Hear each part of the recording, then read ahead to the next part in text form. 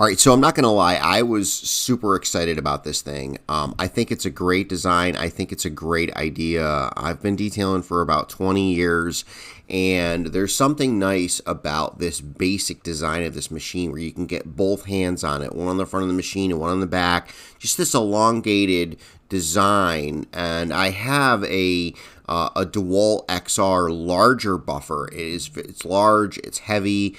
And I have gotten used to that machine and done great things with boats with it, in big open panels, large areas of a boat, and I've gotten great results with my large buffer, with the right pads and everything.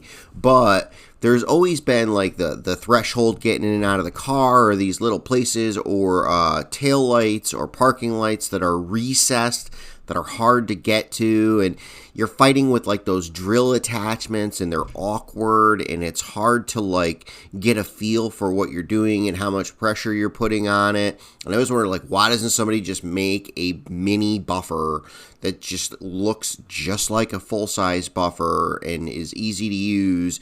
And when I seen this tool, it was like, this is exactly what I've wanted for a long time. And I was really excited about all these attachments too. I mean, it just seems like you either get dual action or you get a fixed spinning type of setup machine. This thing, they really did their homework here, because you get both. You get the dual action attachments and you get the single action spinning attachments. You get the short attachments, you get the long attachments. You get everything with this. I didn't have to order the buffer and then order the pads and then order an extra battery and then find a case to put it all in. SPTA put everything in one package. I did happen to notice when I went to their website, which to me is another plus. They have a website. All these things are available on the website, which is a huge plus. So if I use these 2-inch pads and I find them very effective and I really like them and I run out of them, I can just jump over to the website and order more, which to me is a huge plus that they have their own website. And they have such a comprehensive package put together of things that they offer. That is a huge plus. So I was really excited about this machine, really excited to get it. Let's jump into the unboxing here and see what showed up at the door. All right, let's check this thing out right out of the box.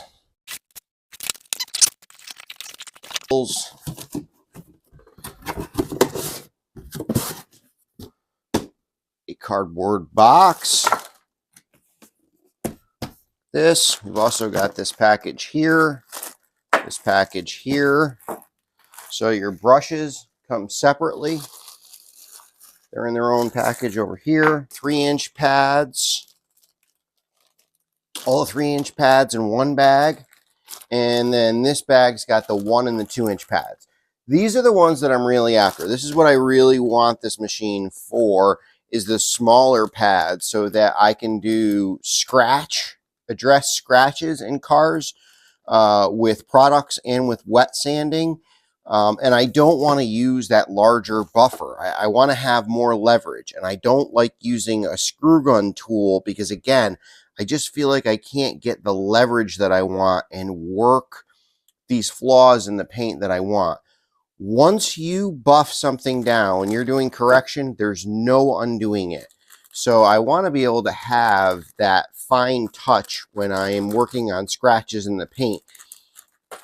The other item that I'm wanting this kit for is like the lights, like the turn signal lights on the early Corvettes are recessed. So the only way to polish them is to remove them, or to get a machine like this that can reach, with a little extension and with smaller heads on it down in, so you can polish those light fixtures without completely removing them, which that sounds great. So 3-inch accessories, 2 and 1-inch accessories. Open it up, and then here's the kit. Obviously, these are the batteries. Seems similar to one other tool that I have. They might even connect. I don't know. We'll have to see. These are 2,000 milliamp hour batteries. This kit comes with 2 of them. Put them right back in. This will go up with my adapters. And here is the polisher. Okay, wow, all right. Initial impressions, I really like it. It's got a good weight to it. You know, I was wondering with a smaller unit if it was going to feel light. It does not feel light at all. The head has a good weight to it. I also like the mechanism for turning it on. It's got this squeeze button here. It's not a big long lever that I'll accidentally be clipping. I can hold it firm and steady and just activate the spinning mechanism with one finger. I really like this. I've seen other micros where it has like a long activation handle, and it's hard to be between holding it and wanting to be on and off the throttle. This is kind of nice that it has that built into it. So initial impressions is nice. These are rubberized. This is like a hard plastic, and then these gray pieces are like rubberized. And this battery fits in. We'll see if she's got any juice. Oh yeah, it's got a little bit of juice. I'm not going to mess with it too much. Looks like it came with the random orbital head on it. Now I may use this a little bit, but what I'm really after is just the fixed, just the straight spinning head, not the random orbital. Although I may use the random orbital more like when I'm polishing the B-pillar on a vehicle, like my Explorer has that black B-pillar. This will probably be the head that I'm using for that. But I think we're going to find in here, so this is the other bag that comes in the kit. And I bet you that this is going to have this nice blue folder here, blue envelope. We'll take advantage of this. We'll dump this right out. And we'll just go through everything in here. This is another piece that I really wanted and attracted me to this kit. One of the reasons that I bought it is this long extension here. Now, I should be able to put this long extension on the end of here and be able to reach in and do like the tail lights on the Corvette without having to remove them, which is, I mean, honestly, is one of the big reasons why I bought this. I can't wait to do the tail lights on the Silver Bullet with this.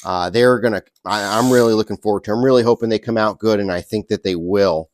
But back to this bag and the accessories that come in it. It comes with the larger 3-inch base plate with the Velcro on it, and then the 2-inch base plate.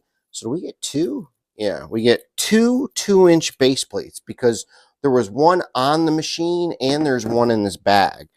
So you get two 2-inch, one 1-inch, and one 3-inch. Yeah, that's what that is, 3-inch, right? And they all come with Velcro on them already. If we just grab, you know, and obviously these different colors are indicating different hardnesses.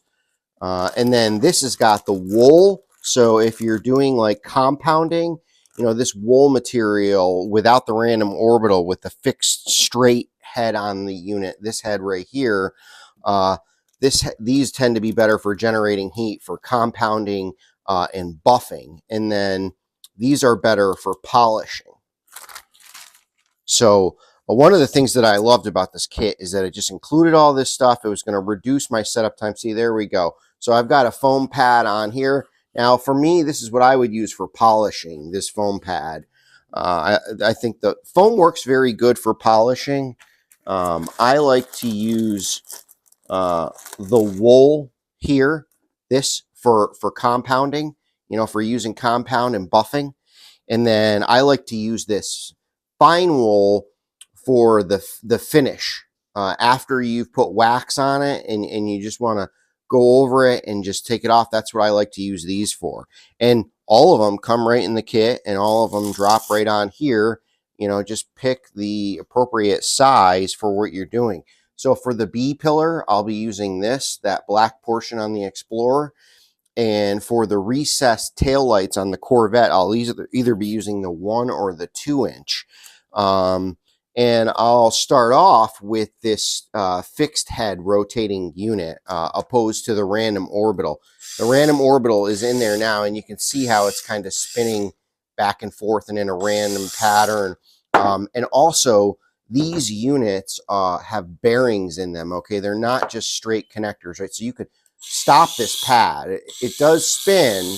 It does spin if you're not putting pressure on it. But if you apply pressure to it, it will continue to move in the random orbital pattern. And you can back off a little bit, it'll start to spin again. So these units are not just extensions. These add a bearing into it and give you that ability to not have spinning all the time. Or you can remove them and you can put just the straight shaft in and not have it where you can stop the pad. Okay, so the pad is kind of spinning here. It's mostly just moving back and forth like this. Or we can take this bearing mechanism out and we can put this straight extension on and we can get that straight spin. And that's what I'll be using to do the tail lights on the Corvette. I'll be using this solid extension. I want this to spin. That's how we're going to use the cut compound and plastic polish to get those lenses to come out really looking great. And then maybe after I put a little bit of wax on them or a top coat plastic sealant, we'll put this head back on and kind of polish them a little bit. But this tool will allow me to really hold it the way I want to be able to hold it and get in there and polish that tail light and be able to control the tool and really feel how much pressure I'm putting on it. Opposed to my DeWalt buffer. Don't get me wrong, I absolutely love my DeWalt XR buffer, and if you're doing a boat, there's no other tool. But for smaller, more delicate jobs, this is the number right here. And the way some of these features are laid out, I like the RPM control like this. I don't really care for like the digital plus and minus.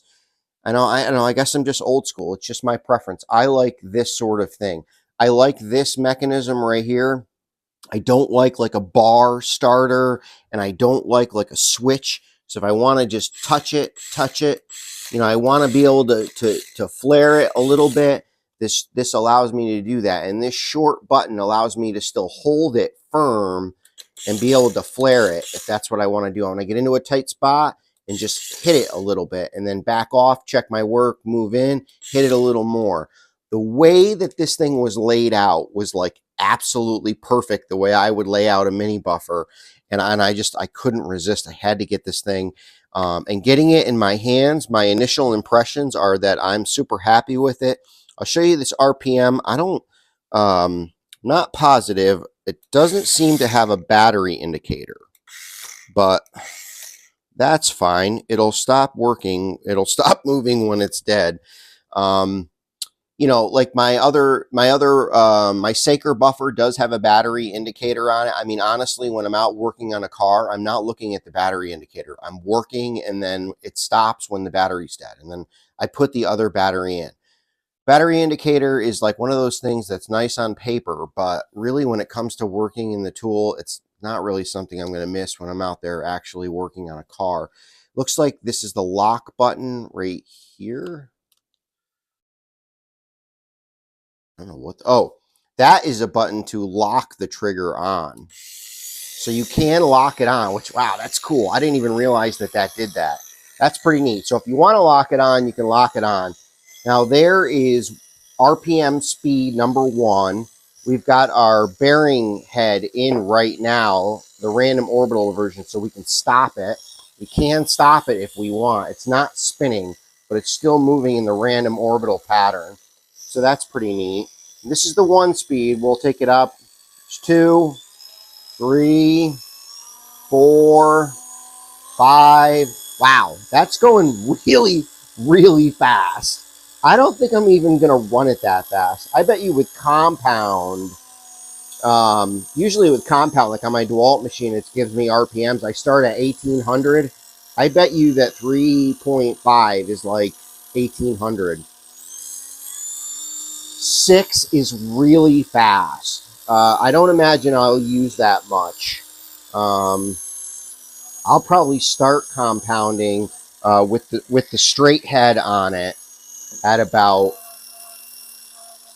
2.75, and then maybe work my way up if I have to. But I bet you we get the job done with 2.75. And then when I'm pulling wax off with this little machine, you know, that little spot that I'm doing, I'll crank it right down to number 1. You don't need speed for wax. You're not trying to generate heat. So turn it down to 1, pull that wax off. You know, it's much easier to stop that pad. When you're pulling wax off, you're not trying to generate heat. You're just trying to, you know, get the wax off of there. And then maybe use 2.5 as a starting point for your compounding. I'm going to pull the trigger. The button pops. Let off. Yeah. I like it. I'll tell you, I really, what a great little machine. Looks like you have to remove the battery right now to put it back in this little package would be the biggest thing that I'm not in love with. But what I'm going to do is I'm just going to cut this little piece of foam out right here. I don't know, or I'll just probably just take the battery off. It's not that big of a deal. And even the battery's got these little rubberized grips on it, and the battery has this rubberized base on it. So if you were to set it on, say, a glass top on like the Corvette or something, it's not setting on a hard plastic surface. It's setting on a soft rubber, you know, which is, I mean, it seems to me like they took their time to add some nice little features in here. It's definitely got everything that I'm looking for. I'm not 110% sure what this is for. I will have to figure that out. But I believe that it has to do with locking this head is what this is about. Looks like you can't. No, maybe not. So looks like to get this off, we're just going to put this wrench in here like so, and that will lock that and allow us to take this off. Okay, so this is again the second 2-inch pad that it came with, and then we'll take our wrench off, and then we'll be able to take our guard piece off, which is interesting because it comes with a second. Oh, okay, the second guard piece is smaller. Okay, it's probably okay. This is for the orbital. Now I get it. As far as taking the orbital off, yeah, it looks like we just put this wrench in here, and here's where I ran into a little problem. We also got an unplanned visitor to this tool reveal. Looks like the cat is joining us for this little demonstration. I'm going to tell you, I'm not 100% sure how to get this off here. So I'm not sure if Wreck-It Ralph is working at the SPTA factory, but this 2-inch random orbital attachment would not come off. I put that little metal wrench in there that comes with the package, and I was twisting it with everything I had. It was not coming off. So I got a channel vise tool and got some pressure on the, that allowed me to grip the 2-inch random orbital spinning part a little harder, and then get the metal wrench that came with the kit on there and get a little more leverage. And the little metal wrench that came with the kit lost that battle. So in a final desperate attempt to see if maybe I was doing something wrong, I even went to the owner's manual to check the instructions just in case I wasn't doing something right. I mean, seems like you're doing something wrong when you bend wrenches, but fortunately I was doing it exactly the way it should have been done. It just was so tight. So this is the little wrench that I wound up cooking up. Again, it's an 11mm wrench. I just took an angle grinder here and just ground this head down to thin it out because it wasn't thin enough to get in behind the random orbital heads. And I just grabbed the random orbital head with this channel vise and used this 10mm wrench here, and it just came right off very easily. So the problem is the random orbital attachment is distance from the head of the tool is so thin that like a box wrench wouldn't fit in there. So what I wound up doing was taking an angle grinder and grinding it down. I think that's going to be our number. I think we got it. Remember, ear protection and hand protection and eye protection, which I'm always wearing. These things are seriously loud, no joke. I mean, I know this stuff seems a little goofy, but really protect your ears. This thing is super loud. 11 millimeter wrench. So if you run into this problem, it's 11 millimeter, and it was just, this was too thick, so I just had to shave it down a little bit and got this loose. So unscrew this. So this is, again, this is the 2-inch orbital attachment, and I'm going to replace it because what I want to use is this right here. And then I'll just go ahead and use my wrench that I made. The wrench that came with it is not really up to that task. And I'm going to thin this just a little bit more while I have all these supplies together. It's just a little stiff going on there. Alright, so now that we have that on, I will put the smaller collar on here, locked down like so, and then I'm going to use the 2-inch pad. I'll put the 2-inch one on there, and then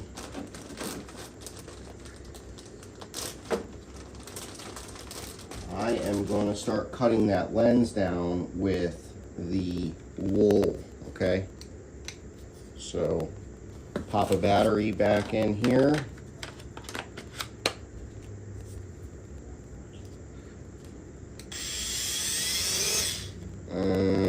Come down to about 2 1/4.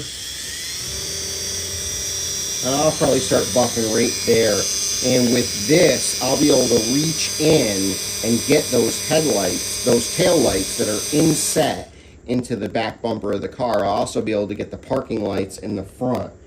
And just in case that's not long enough, I believe I can extend this a little further. Yep. Look at that. Beautiful. That is unquestionably long enough. That is exactly what I'm looking at. So now I'll be able to reach in. I've still got the collar here. Reach in and hit those tail lights without having to remove them from the car, which can lead to all kinds of complications. I mean, you know how it goes. The screws break, they strip, then you're trying to hunt things down. With this, I can just reach in there, buff them out. I'm going to tape off the inset, buff them out, and they'll be like brand new. The other thing is I can use this on headlights. I'm going to use this on the B-pillar of the Explorer to buff out, using the larger pad here to buff out the scratches in the pillar. And I'm also going to use it to do the third brake light on the Explorer up at the top has all dulled out. I mean, it's aged faster than the rest of the vehicle. So I should be able to take this and, you know, take this extension off of here and, you know, probably use the 2 or the 1-inch, having this small pad, and be able to hit that brake light right on the car. So there it is, the whole kit. It's all ready to use now. I'll probably charge these batteries all the way up anyways. That's everything, and we'll see you out at the vehicle. All right, so that's all the parts and pieces. One thing that's kind of cool is once you break everything down and put it back in this package, these pads that came separately in the box fit in this package, and you can just close everything back up and keep everything all together. So I'm going to throw these batteries on charge. All right, one more little Kevin's Garage tip for you before we set this thing to charging is, so I have a spot in my house where I have all my chargers, and it has actually become a little bit of a problem because a lot of them use the same connector at the end, but they're different voltages. And I just had a problem with my car jumper because there's like 5 things that all have the same end on it. So just take a pair of scissors, cut up anything. Could be an envelope, take a piece of black paper, take a black marker and just label it SPTA Mini, you know, and throw a little label on this thing so that it doesn't get mixed up, so that you know which is which and you don't wind up cooking something else or not charging this and not knowing which charger is which, because at this point, unfortunately, while it's nice to have a shelf to charge everything, they're all getting mixed up. So now this won't get mixed up with the rest of them. Little Kevin's Garage tip for you. So one more thing, as I mentioned, I have a tool that has very similar batteries or shaped like this. So I just double check. This battery will not fit in there, and its batteries will not fit into the buffer. Although they look very similar, and they're both 2000 milliamps. So take your black marker that we put the label on the charger for and label the batteries. You know, just in case, like, it's nothing more annoying than you're going out and you're heading out to the garage and you grab these batteries and you get out there and you find out, oh, you've got the Dremel batteries with you instead of the mini buffer. So just write SPTA Mini on your batteries so you don't get them mixed up with your other triangular batteries that do not intermix. So the first thing that I am going to do is wipe this inset down with isopropyl alcohol.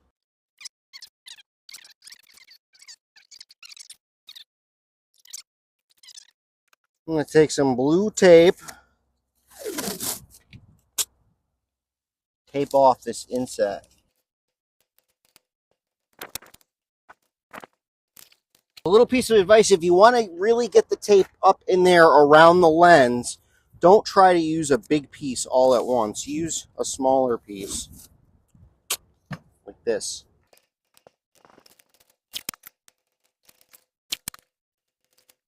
All right, now that we've got that all taped off, I'm going to get the buffer set up here.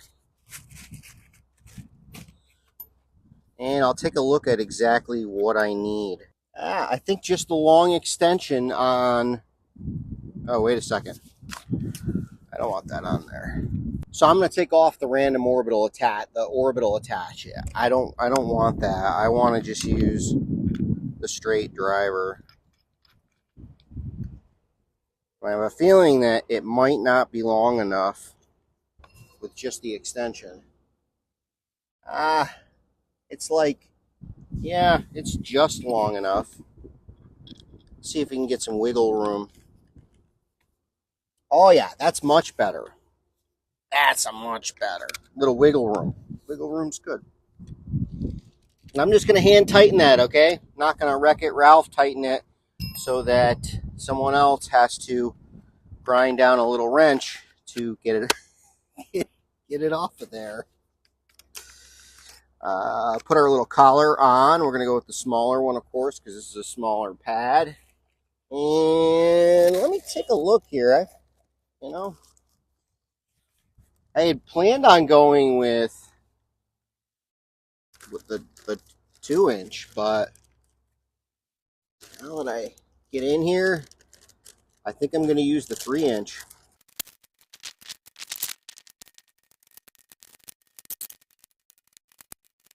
Okay, interesting. So if we take a look, at the bases. The 1-inch base has a smaller drive on it than these two larger ones, and only the 1-inch base will work with the extensions, which is not a problem. I'll make it work.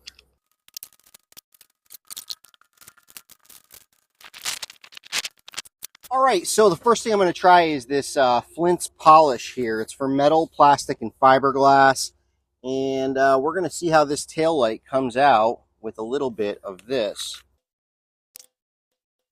And what I'm going to do is I'm going to use this on this side, and if I'm happy with it, then I'll just let it be. And then on the other side, we're going to try using regular car compound and see how it goes, one versus the other. But first, we're going to try this Flint's and see how this goes.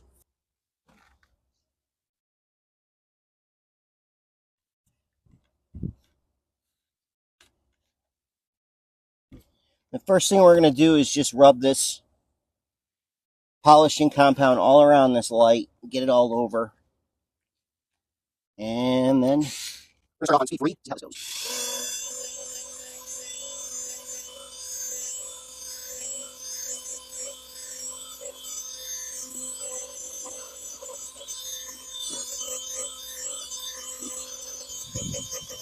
All right, so look here.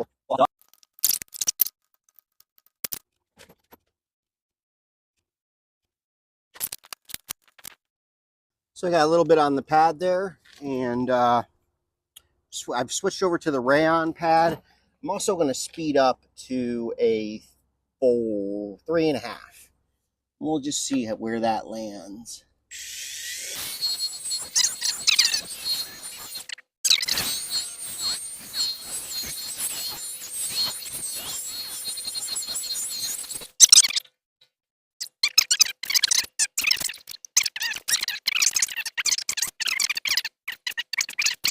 All right, I am 100% happy with it. I am going to get Mr. Mobile 1 off of the brake pedal, and I'm just going to polish out the rest of them because I'm super happy with those results. All right, I'm out of the car with the SPTA buffer. I've got the large extension and the small extension on there. I'm using the 1-inch base, and I'm using the rayon pad. I got it all set up. I use isopropyl alcohol to wipe down the lens and wipe down the inset to the light. And then I'm using this Flitz metal and plastic polish. And that tail light came out incredible. I hope the camera can pick it up because that tail light looks like it's brand new off the showroom floor. And I'm not saying that these look that terrible. They have a haze to them. From here where I'm at, they have some micro scratching. I'll try to bring the camera in so that you guys can get a little better view. You can kind of see the micro scratching on the lens there. You see those scratches? Those are all in the surface of the light. See all these scratches here and scratches there.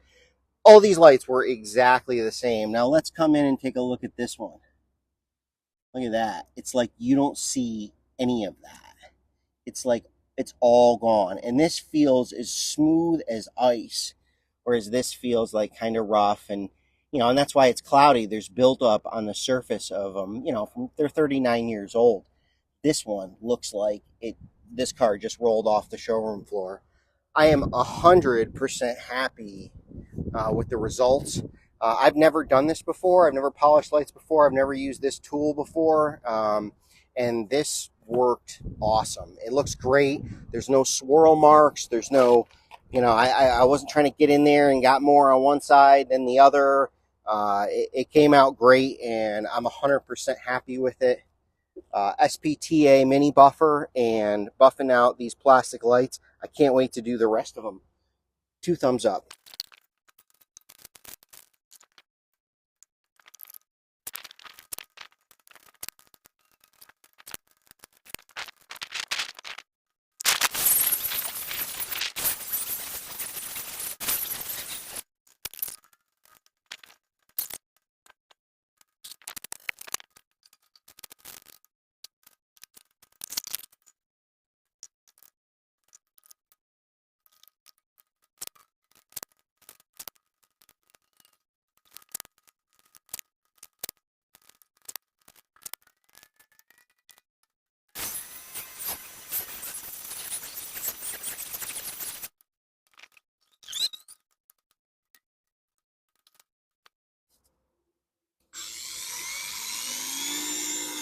I'm going to try using the lock this time.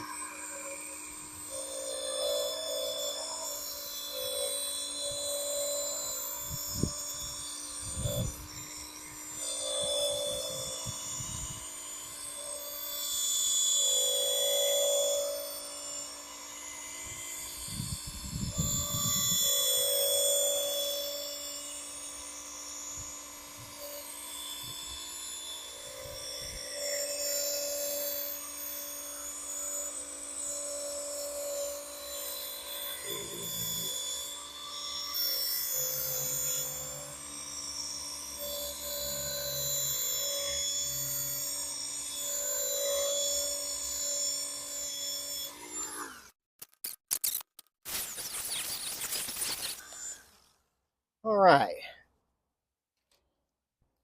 cloth. Let it dry to a haze for a second. And wow, like new, like a brand new lens. And these are original 85 lenses. And I just, in 1990, they changed the styling of the front and back bumper of these cars, and they went to a convex rear bumper. So this is, the concave. They went to a convex rear bumper, and they went to like the square headlights. They might have went to the squares on the base cars in 91. In 90, the ZR1s were square, rectangular, or whatever they call them, squarish. Only the ZR1 was in 90, but then on the other cars, they went to the squarish lights. Not that I'm knocking them and saying that I don't like the squarish lights, but I like the round lights better. But when they don't look good, they don't look new. To me, that's not what I want to see. Just, if there's a way, I want to make it look like new. And I am super happy with this process.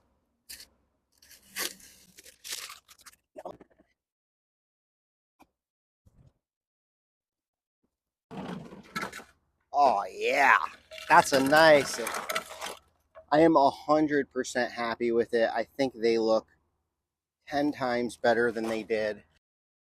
All right, let's see how this thing does on a really bad lens.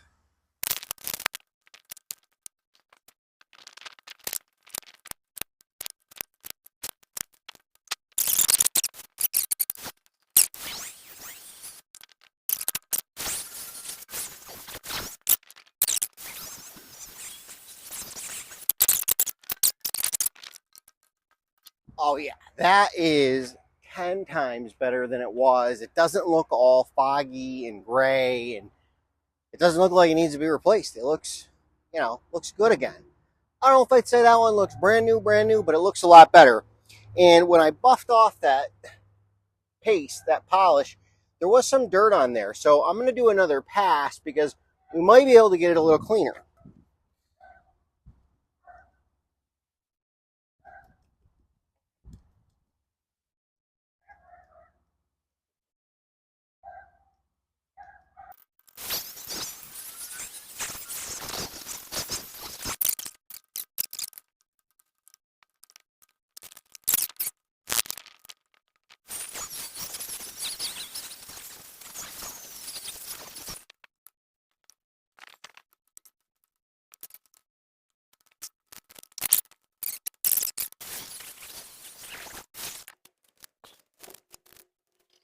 So I was 100% happy with the results. The taillights came out exactly the way I hoped they would. This was the main thing I wanted to do with this polisher is all the plastic lenses on the older vehicles.